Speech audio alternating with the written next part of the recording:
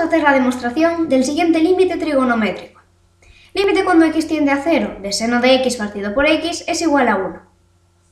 Aquí tenemos la representación gráfica de la función seno de x partido por x. Y vemos que cuando las x tienden a 0, tanto por la izquierda como por la derecha, las f de x se acercan cada vez más a 1, por lo tanto el resultado del límite sería 1. Pero, ¿qué pasa cuando hallamos f de 0 para esta función? Vamos a sustituir las x por un 0. Nos quedaría seno de 0 partido por 0. Seno de 0 es 0, así que obtenemos 0 partido por 0. Esto es una indeterminación, por lo tanto, f de 0 no existe, por eso tenemos un punto en blanco. Sin embargo, el límite sí que existe, porque los límites laterales existen y además coinciden.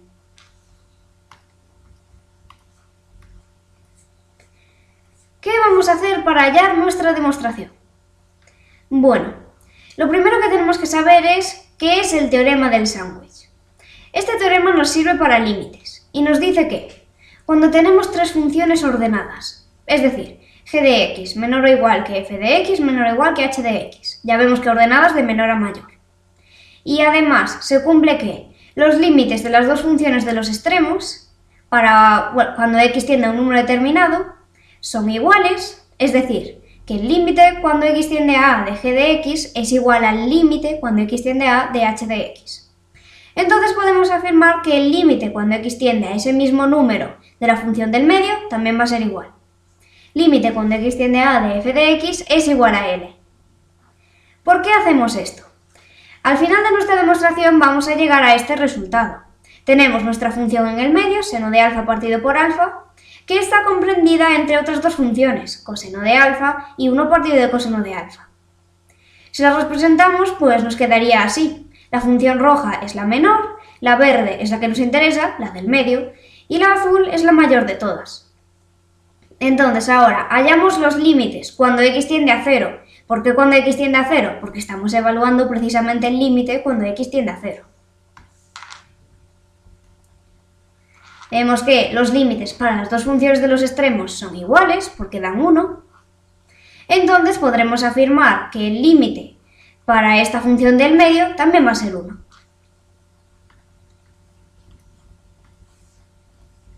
Ahora, tenemos que tener en cuenta una serie de restricciones.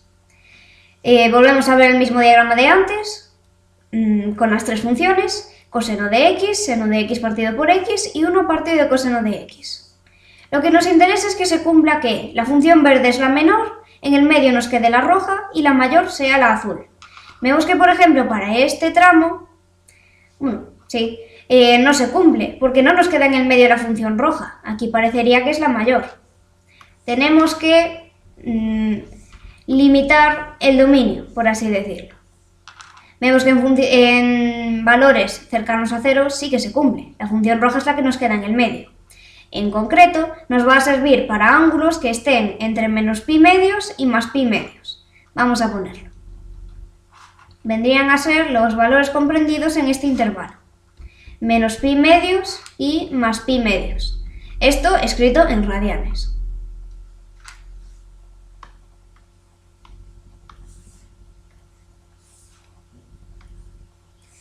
Vale, pues ¿cómo vamos a llegar a esta conclusión de aquí? Necesitamos conseguir una función, que la función seno de alfa partido por alfa esté comprendida entre otras dos, una menor y otra mayor. Para ello vamos a hacer uso de la siguiente figura. Vamos a analizarla. ¿Qué tenemos? Pues tenemos una circunferencia goniométrica, cuya característica fundamental es que el radio es 1. Luego, escogemos un ángulo alfa cualquiera, que sea del primer cuadrante, y trazamos sus razones trigonométricas, seno, coseno y tangente. Con esto hemos obtenido tres figuras fundamentales. Serían este triángulo pequeño, el OPQ. Luego tenemos un sector circular, el OPR. Y finalmente un triángulo más grande, el OSR. Si nos fijamos en sus áreas, vemos que están ordenadas de menor a mayor. Tenemos que el área del triángulo pequeño, OPQ, es menor que el área del sector circular, que a su vez es menor que el área del triángulo OSR. Ya estamos en estructura de teorema de sándwich. Entonces, vamos a hallar las áreas de cada una de estas figuras. Empezamos por esta, área del triángulo OPQ. Bueno, pues ¿cómo se calcula el área de un triángulo? Sería base por altura partido por 2. Sabemos que la base de este triángulo es coseno de alfa, aquí lo tenemos, la altura es seno de alfa y partido por 2. Ahora, tenemos que hallar el área del sector circular. ¿Cuál es la fórmula? Podemos obtenerla a partir de una proporción. Sabemos que 360 grados tienen un área de pi por el radio al cuadrado. Podemos decir esto porque para hallar el área de un círculo utilizamos esta fórmula, pi por el radio al cuadrado. Y un círculo, pues en su totalidad, tiene 360 grados. Por lo tanto, esos 360 grados van a tener un área de pi por el radio al cuadrado. Entonces, un ángulo alfa, en grados, va a tener un área x. Despejamos x y esto nos da pi por el radio al cuadrado por ese ángulo alfa en grados partido de 360 grados. Esta sería la fórmula para hallar el área del sector circular cuando estamos trabajando con grados. ¿Pero qué pasa si trabajamos con radianes? Bueno, se nos simplificaría un poco más la fórmula. En vez de poner 360 grados, vamos a utilizar su equivalente en radianes, que sería 2pi. Y nos quedaría que x es igual a pi por el radio al cuadrado por el ángulo, ahora en radianes, partido de 2pi radianes. Entonces pi se elimina con pi y básicamente nos queda esto, que el área del sector circular es igual a 1/2 del ángulo, en radianes, por el radio al cuadrado. Ahora vamos a aplicar esta fórmula para nuestro caso. Lo único que conocemos es el valor del radio, que era 1. 1 al cuadrado, 1, así que a efectos prácticos podemos decir que ese radio al cuadrado lo eliminamos. Y nos quedaría alfa partido por 2. Por último hay que hallar el área del triángulo OSR. Utilizamos la fórmula del área del triángulo, que sería base. La base vemos que coincide con el radio, por lo tanto 1. Por la altura es la tangente de alfa, partido por 2. Y así nos quedaría hasta ahora. Seguimos, vamos a simplificar un poco esta expresión. Podemos sustituir la tangente de alfa por este cociente, seno de alfa partido de coseno de alfa, porque ambas son expresiones equivalentes. Nos quedaría así. Ahora simplificamos un poco este miembro, por así llamarle, y bueno, lo haríamos dividiendo extremos entre medios. Podemos poner aquí un 1 y sería seno de alfa por 1 partido de coseno de alfa por 2. Es decir, lo que tenemos aquí.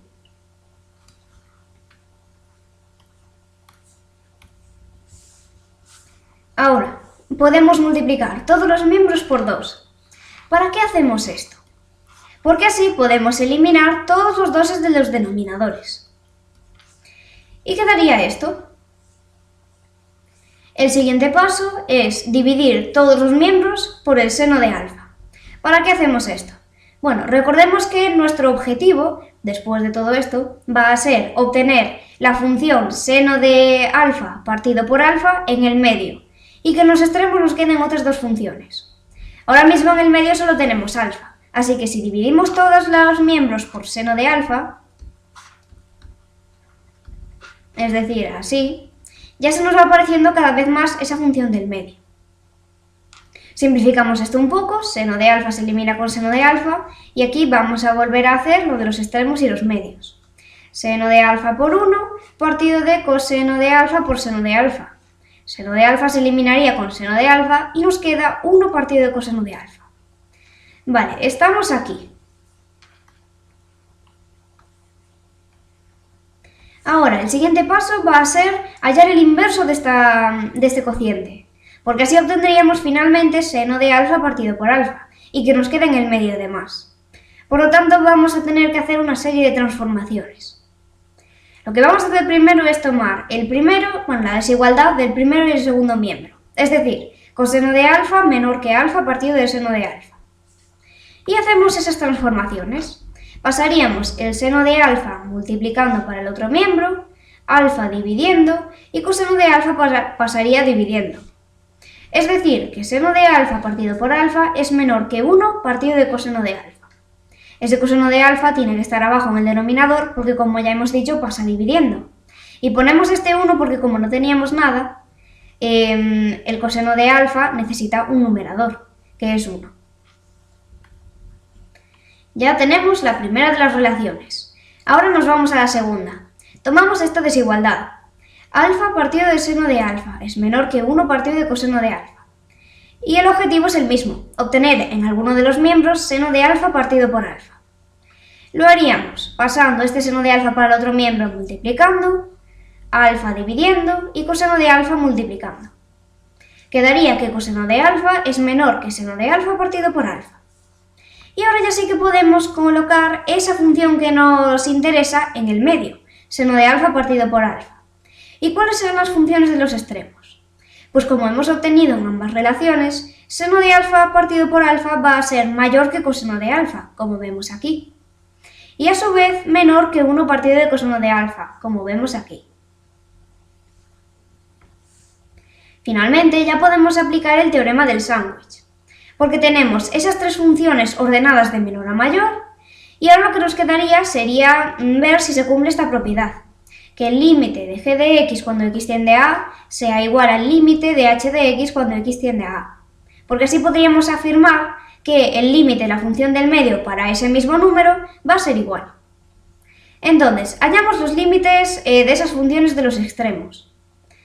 Cuando x tiende a 0, porque estamos evaluando el límite cuando x tiende a 0. Entonces, límite cuando alfa tiende a 0 de coseno de alfa, que sería la función menor. Esto es igual a 1, porque sustituimos alfa por 0, coseno de 0 es igual a 1. Y ahora, límite cuando alfa tiende a 0 de la función mayor, es decir, 1 partido de coseno de alfa, ¿a qué es igual? Coseno de 0 es 1 y 1 partido por 1 es 1. Por lo tanto, como los límites cuando alfa tiende a 0 de las dos funciones de la izquierda y de la derecha son iguales, podemos decir que el límite cuando alfa tiende a 0 de la función del medio también va a ser igual. Es decir, que el límite cuando x tiende a 0 de seno de alfa partido por alfa va a ser 1.